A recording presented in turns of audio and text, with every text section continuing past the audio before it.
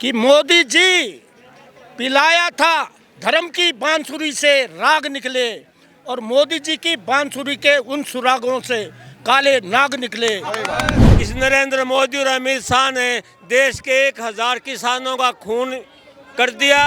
BJP महंगाई पे नहीं खेलती, बीजेपी हिंदू मुस्लिम की राजनीति करती है हमेशा। क्योंकि आज इतना हर चीज में महंगाई कर दी, खाने की चीज में महंगाई, आटे पे लगा दिया टैक्स लगा दिया, और भी कई प्रकार के टैक्स लगा रहे हैं। ईवीएम मशीन को बंद करो, बैलेट पेपर पे इलेक्शन करो और फिर मोदी सरकार जीत के दिखाओ। मेरी आपसे हाथ जोड़ कर प्रार्थना है, इसमें नरेंद्र मोदी और अमित शाह से मेरी बात पहुंचा दो। 2014 में इन्होंने प्रॉमिस किया था गैस हम कम कर देंगे, 426 से आज 1100 पे हो गई है रसोई गैस। मोदी को 2024 में उखाड़ फेंकेंगे। भाई साहब मैं हरियाणा से आया हूँ, किसान आदमी हूँ, रमेश दहिया मेरा नाम है। हरियाणा से आए तो जी, एक चीज और, हाँ बोलो। जब आप लोगों ने 1 साल प्रदर्शन किया, जी, बाद में सरकार झुकी और जी, कहा कि आपकी सारी मांगे हम पूरी करेंगे। ऐसा 5 महीने हो चुके हैं, कोई भी मांग आपकी पूरी ऐसा हुई जी है? हमारी कोई मांग पूरी नहीं हुई। इस नरेंद्र मोदी और अमित शाह ने देश के 1000 किसानों का खून कर दिया, अपने हाथ खून से रंग लिए। ये झूठे निकम्मे आदमी हैं। तो सरकार तो कहती है वो किसानों की सरकार है और 2022 तक किसानों की आय ऐसा है, मैं मेरी सुनो आप है, खाद के कट्टा जो खाद का कट्टा है, खाद के कट्टे का तो रेट बढ़ा दिया, उसका वजन घटा दिया। मैं आपको बताऊं, दूध पर लगा दिया टैक्स, लगा दिया लस्सी पर लगा दिया, सब्जी पर लगा दिया, हर चीज पर लगा दिया। हम मेरी आपसे हाथ जोड़ कर प्रार्थना है, इसमें नरेंद्र मोदी और अमित शाह से मेरी बात पहुंचा दो। ऐ चोरों, इस देश को खाली कर दो।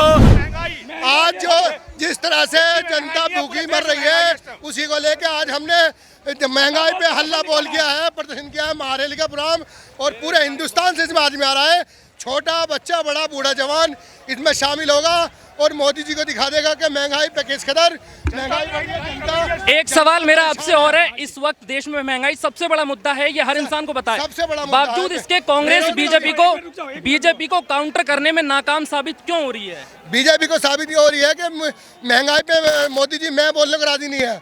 अगर वो महंगाई पे मैं बोल देना, सारा मामला खत्म हो जाए। 2014 से पहले कांग्रेस जब सत्ता में थी तब महंगाई सबसे बड़ा मुद्दा बना था, जिसको बीजेपी ने अच्छे से काउंटर किया और आलम यह हुआ कि कांग्रेस की सरकार भी गिर गई। तो जिस तरीके से बीजेपी ने महंगाई पर खेला है, कांग्रेस खेल क्यों नहीं पा रही है? बीजेपी महंगाई पे नहीं खेलती, बीजेपी हिंदू मुस्लिम की राजनीति करती है हमेशा। आज तक आपने देखा होगा, जब भी वो जीतती है पहले दंगा होता है, हिंदू मुस्लिम होती है, उसके बाद जीतते हैं। और जब हिंदू मुस्लिम कभी कहती है कि मुसलमानों को निकालो, कभी कहते हैं पिछड़ी वर्ग वालों को नीचे दर्जे पे लाओ, उन्हें निकालो, ये जो भी कर रहे हैं ना मोदी सरकार, इसी का मतलब है राष्ट्रवाद हिंदू मुस्लिम के मुद्दों के जरिए जो बेसिक मुद्दे हैं आम जनता के, उन्हें भटका दिया जाता है। आम जनता को आप लोग उतना अवेयर क्यों नहीं कर पा रहे हैं लोगों के बीच? लोगों को हम समझा रहे हैं बराबर। इसी को लेकर हमने जो रखी है आज ये सभा जो रखी है, इसीलिए को रखी है कि आज भी जनता का समझ जाए, हिंदू मुस्लिम का मुद्दा करके लेके आते हैं ये लोग। हिंदू में कुछ चांस है पक्के 101% ये खुद डाउन हो रही है। बीजेपी संघर्ष करेगा, बीजेपी डाउन होने जा रही है। कांग्रेस पार्टी आएगी। बीजेपी सरकार को बताएंगे हम लोग। मैं बताऊं, कि हिंदू हमारा मुस्लिम संघर्ष या कितना मंदिर, तेज है, इनके खिलाफ हल्ला हिंदू बोलेंगे, मुस्लिम और मंदिर एक-एक मस्जिद महंगाई एक समय मुद्दे बोलेंगे। मुद्दा चलता है, लेकिन जब बात आती है परिवार को पालने की, उस टाइम कांग्रेस याद आती है। क्योंकि आज इतना हर चीज में महंगाई कर दी, खाने की चीज में महंगाई, आटे पे लगा दिया टैक्स लगा दिया, और भी कई प्रकार के टैक्स लगा रहे हैं। दूध इन्होंने 64 रुपये लीटर कर दिया है और तेल 200 रुपये लीटर कर दिया है।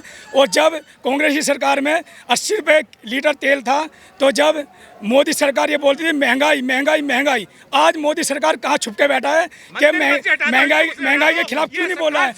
और तो कहीं ना कहीं कांग्रेस की कोई ना कोई चूक रही है। आप जमीनी स्तर पर लोगों को समझाने में नाकामयाब। हमारा संविधान कहता है हिंदू मुस्लिम सिख ईसाई, लेकिन इन्होंने फूट डालने की कोशिश कर रहे हैं और नाकाम कोशिश होगी है। आने वाला वक्त जनता इनको बता देगी, महंगाई के मुद्दे पर ये सरकार गिर जाएगी। 2024 में हल्ला बोल रैली कामयाब होगी और मोदी सरकार गिरा के रहेंगे और गिरा के रहेंगे और गिरा के रहेंगे। 2024 में आपके अलावा महंगाई के अलावा आप किन मुद्दों को उठाएंगे जिससे लगता है, क्योंकि देश में रोजगार की भी बहुत बड़ी समस्या है, महंगाई है, रोजगार भी सबसे बड़ा मुद्दा है। 2024 में रोजगार का और जिस तरह से मोदी जी ने कहा था हम 2 करोड़ रोजगार देंगे, अब रोजगार उन्होंने नहीं दिया। 2 करोड़ रोजगार का वादा 2 करोड़ का रोजगार दिया था, लेकिन एक भी उसमें से रोजगार नहीं 2 दिया। करोड़ रोजगार तो है ही नहीं। अच्छा, फिर भी ऐसा क्यों हो रहा है? मोदी सरकार इतने वादे करते हैं, कहते हैं महंगाई दूर करेंगे, रोजगार देंगे, महंगाई को कम करेंगे, शिक्षा अच्छी करेंगे, तमाम बड़े बड़े वादे करते हैं। हालांकि जमीनी स्तर पे हम भी रिपोर्टिंग करते हैं, वो कम दिखाई देते हैं। फिर भी कांग्रेस इस चीज को काउंटर नहीं कर पाती और बीजेपी मैक्सिमम जितने भी राज्य हैं जो चुनावी राज्य होते हैं वहां पे जीत दर्ज कर लेती है। जनता के बीच में हम जा रहे हैं, बराबर ये हल्ला बोल जो रखा, हम ये तो रखा जनता को समझा रहे हैं। जीतने का दूसरा मकसद ना ईवीएम मशीन को बंद करो, बैलेट पेपर पे इलेक्शन करो और फिर मोदी सरकार जीत के दिखाओ। तो ईवीएम में आपको भी भरोसा नहीं है। लेकिन ये देखिए ना, छत्तीसगढ़ और राजस्थान जैसे राज्य है जहाँ पे कांग्रेस शासन में है, वो तो दिखाने के लिए ईवीएम एक आध राज्य तो जिताएगी ना, फिर उनकी सरकार को कैसे सफल। आपको भरोसा नहीं है ईवीएम पे? आपका नाम क्या है? मेरा नाम DK सोलंकी है और मैं आपको बताता हूँ, जो सबसे बड़ा अगर बीजेपी के पास जो हथकंडा है, हिंदू मुस्लिम सिख ईसाई जो भाईचारे को समाज को लड़ाता है, उसके साथ में इनके पास एक मशीन है। वो मशीन को ये हाईजैक करते हैं। क्या मशीन है? जिसमें चाणक्य वोट जब पड़ती है।